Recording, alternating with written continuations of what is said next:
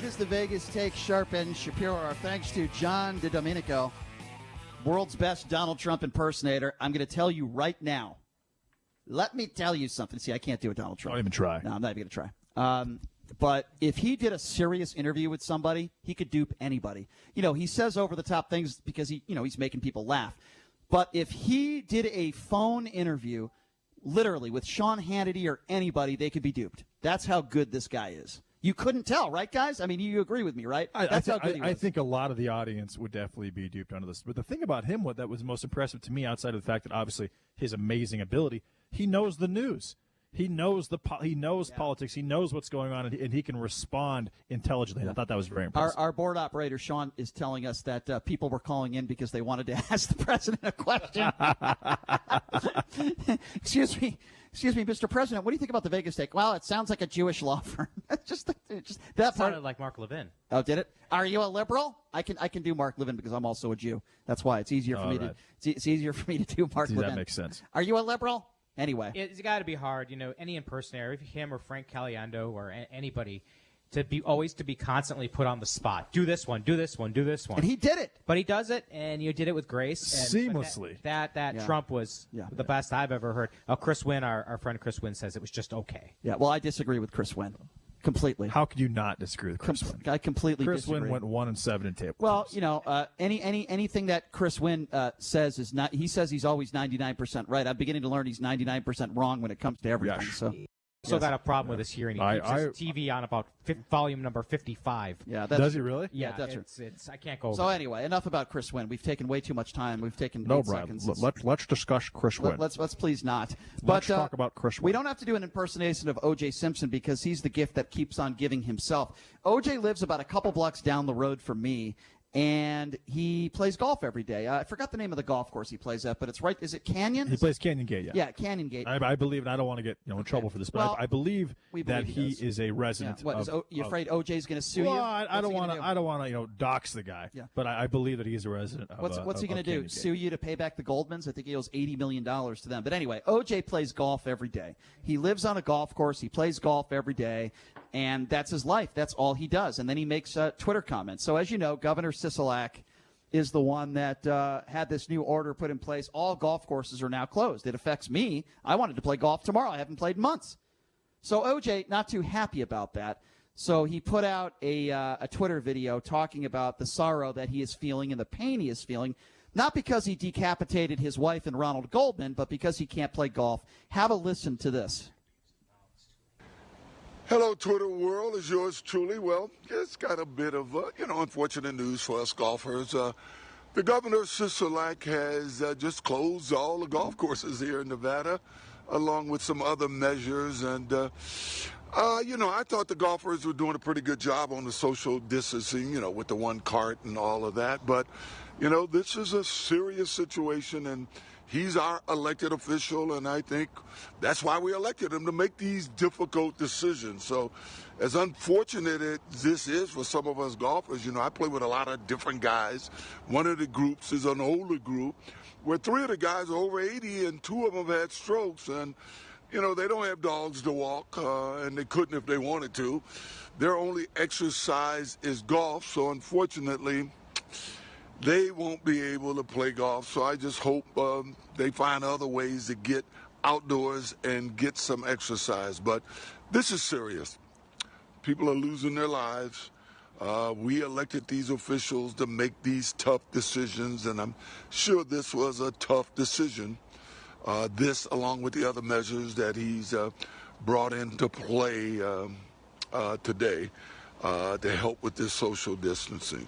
All I can say is stay healthy, stay safe, and let's do whatever we have to do to help get rid of this virus. Stay healthy, stay safe, take care. Well, my advice to everyone, if you want to stay healthy and stay safe, don't marry O.J. Simpson and stay away from him because you might get murdered. That would be my best advice to anybody that plays golf with O.J. Simpson. Be careful and make sure you can defend yourself in case he pulls out a weapon or a knife.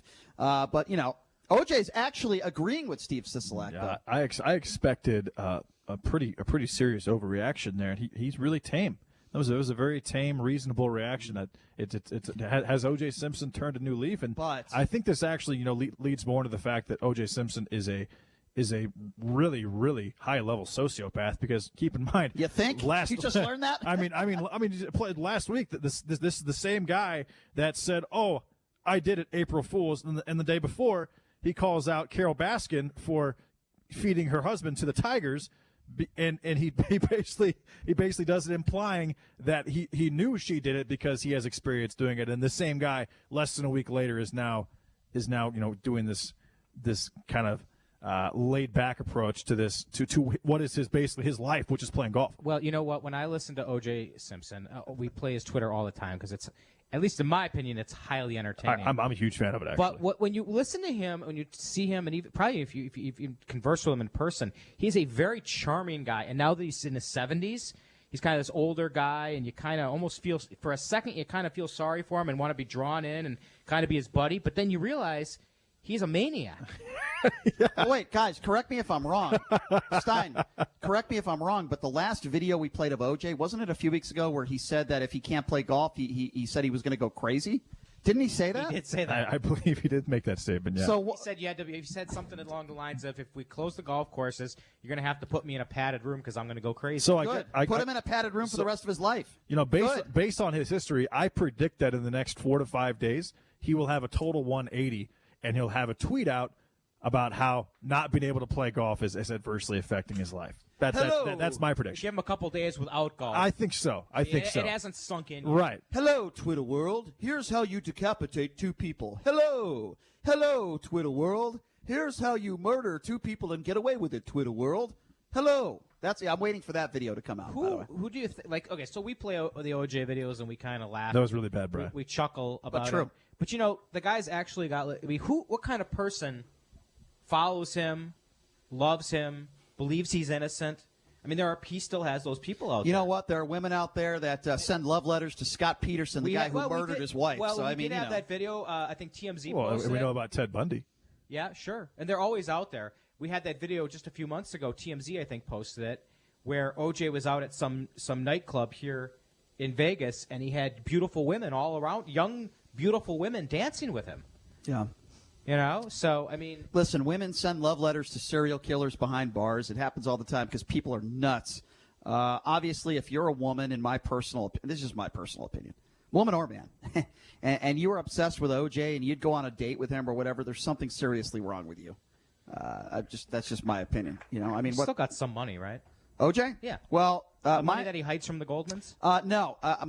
My understanding is that the money he gets from the NFL cannot be touched by the Goldmans. Correct. That's what I meant. And that's probably a pretty good salary, Yeah, sure. so he can live off that comfortably. If he signs autographs or any type of memorabilia, which I don't think he's doing, if he makes any other income, which I don't think he's doing, then I think that has to directly go to the Goldmans. But other than that, I think he's living a pretty good life right now. But isn't it funny, ladies and gentlemen that are listening, don't you find it funny that a man who was civilly responsible for the murders of Nicole Simpson and Ronald Goldman, who, in my personal opinion, murdered both of them in cold blood, is the person that is now giving us advice on how to stay healthy? That's the guy. That's the guy that's giving us advice. I just find it despicable. The guy who's in his backyard with black Brian, gloves and a mask, spraying his money with Lysol. Yeah, it's unbelievable. Allegedly, Brian. No, he was civilly responsible. It's not allegedly. He was acquitted, though. He was civilly In the responsible. criminal trial. No, I know. In the criminal And trial. that's why he owes the Goldmans all that money. The evidence was overwhelming. Just stop it with the nonsense. The evidence was overwhelming. There was blood in his own car. There was blood all over the crime scene. His footprints were all over the crime scene. The same shoes that he wore. The evidence was absolutely overwhelming that he was on the scene of the crime. He certainly had the motive. I mean, I always. He's come a back- wife beater. I He always beat his come back wife, to that. too. If not him, who? Hey, Sean, back at the studio there, has the audio from a week ago where OJ said he was going to go nuts if they closed the golf courses. Yeah, let's play that. Let's play that. Go ahead. Hey, Twitter world, yours truly. Well, we've got to finish our round of golf today. They said they were going to close the golf course at one point, but they let everybody finish their round of golf, and now they're saying they're going to be closed, and other courses are talking about closing. But, I thought the course did the right thing today. They closed the clubhouse, so you couldn't go in for breakfast or anything. But on the golf course, guys aren't that close to each other. What they did today, they gave everybody single golf carts, and they told you not to take the pin out, and I don't take the pin out anyway. But I play in a club here, and there's a lot of older guys in that club, and some of them at one point had strokes. They don't walk that well, and they'll never go hiking. And as I say, they don't really take long walks. Their only exercise is playing golf. So I kind of understand what the golf course is doing. I'm not going to criticize them. But, you know, you let guys have their own golf cart. You tell them not to, you know, pull the pin out, I guess. You don't touch the pin.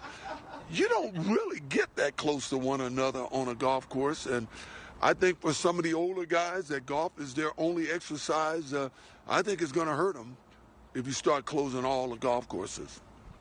Hurt them. I'm just saying, and if you do close them, you better open up some insane asylum, get me a bed, because I know if I can't play golf for the next month, I would go crazy.